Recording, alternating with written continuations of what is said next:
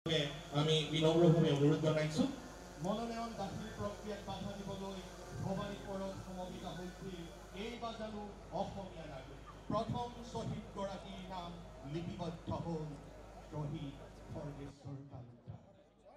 6 বছৰ জোৰাইছো কেন্দ্ৰীয়ভাৱে বৰাগাঁও তৰিলে দেশ মৰিলে স্বৰ্গ আকাশ বতাহ কপাই অসমীয়াৰ বজ্ৰ নিদান দিল্লীও এসেছে। মনোনয়ন দাখিল প্ৰক্ৰিয়াত বাধা দিবলৈ ভবানীপুৰত সমবেত হৈছিল এইবাৰ জানো অসমীয়া নাগৰিক প্ৰথম শ্বহীদগৰাকীৰ নাম লিপিবদ্ধ হ'ল শ্বহীদ খৰ্গেশ্বৰ তালুকদাৰ।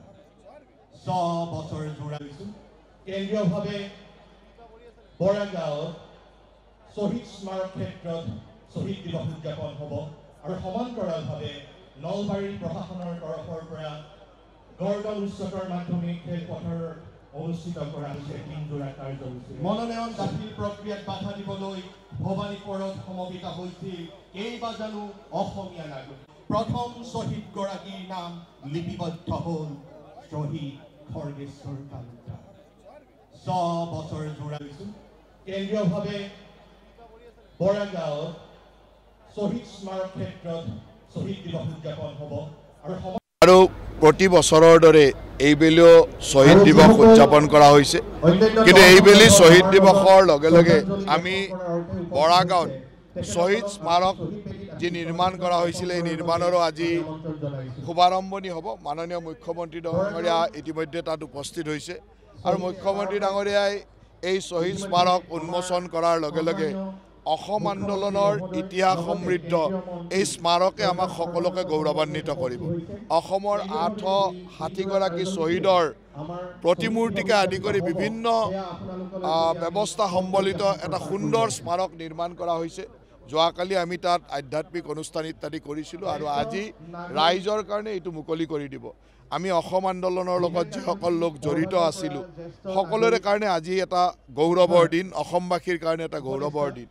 আজি আমি অসমৰ এই পৰিৱেশ পোৱাত আমাৰ জাতীয় শ্বহীদসকলৰ যি অৱদান সেই অৱদানক আজি আমি চৰকাৰীভাৱে বা আমাৰ অসমৰ ৰাইজে সুন্দৰভাৱে শ্ৰদ্ধাঞ্জলিৰে স্বীকৃতি দিয়াৰ চেষ্টা কৰিছে আৰু আমি সকলোৱে বিচাৰোঁ যে অমৰ শ্বহীদসকলে দেখুৱাই দিয়া বাটেৰে যাতে আমি কাম কৰি যাব পাৰোঁ।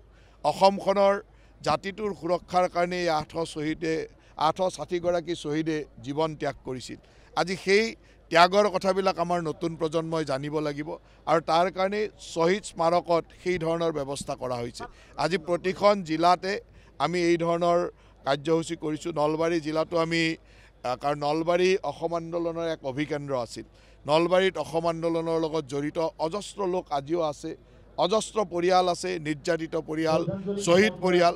নলবাৰীৰ বৰ্তমানৰ নলবাৰী জিলাখনতে 35গৰাকী শ্বহীদ আছে। 35গৰাকী শ্বহীদৰ পৰিয়াল ইয়াত আছে। ঠিক তেনেকৈ যথেষ্ট নিৰ্যাতিত পৰিয়াল আছে। সদৌ অসম ছাত্ৰ সন্থাৰ পৰা আদি কৰি সেই সময়ৰ যথেষ্ট সংগ্ৰামী সত্তা ইয়াত আছে।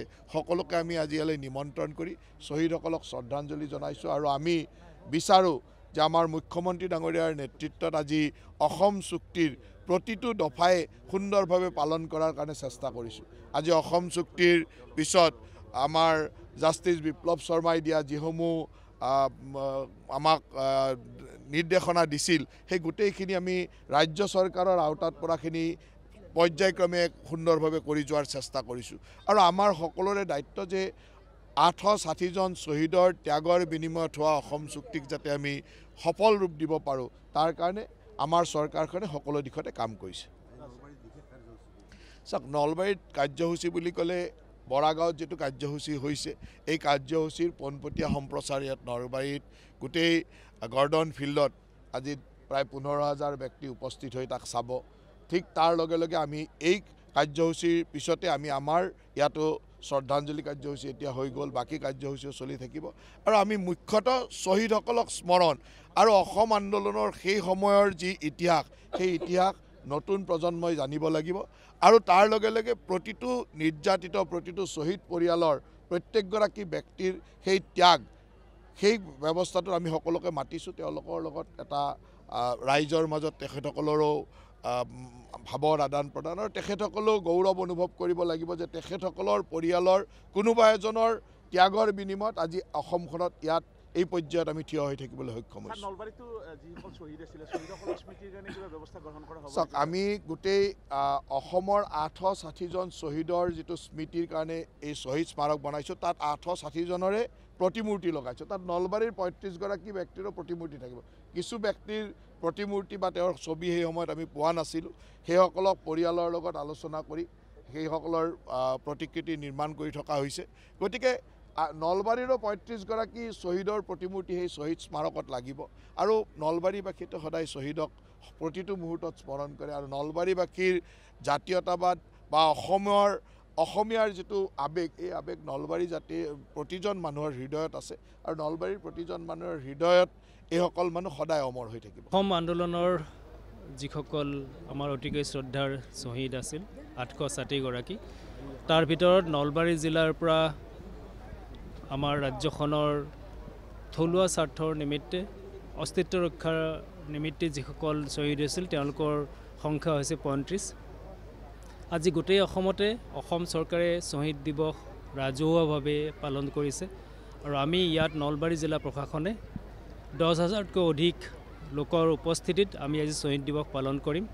ইতিমধ্যে আমাৰ পুষ্পাঞ্জলি অৰ্পণ আৰু বন্তি প্ৰজ্বলন কাৰ্যসূচী সমাপন হৈছে আৰু ইয়াত আজি আমি অতিকৈ গৌৰৱান্বিত যে আমাৰ নলবাৰী জিলাৰ শ্বহীদ পৰিয়ালৰ সদস্য, তাৰ পৰা নিৰ্যাতিত পৰিয়ালৰ সদস্য, সেই সময়ত যিসকল পুলিচ আৰু CRPFৰ গুলীত গুলীবিদ্ধ হৈছিল তেওঁলোকৰ পৰিয়ালৰ সদস্য আজি উপস্থিত আছে আৰু আমি জানো যে তেওঁলোকৰ মৃত্যুটো আমাৰ কাৰণে কিমান বেছি গৰিমাময়, যে মৃত্যুটো এটা শিল্প, জীৱনৰ কঠিন শিলত কটা নিৰ্লোভ ভাস্কৰ্য।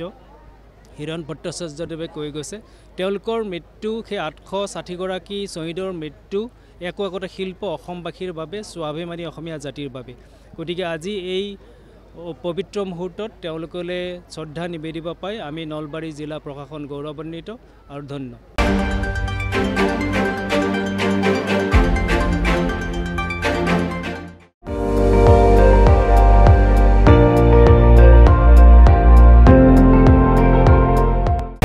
আপুনি চাই আছে ND24, সৰ্বশ্ৰেষ্ঠ নহয় সৰ্বোত্তমৰ দৌৰ।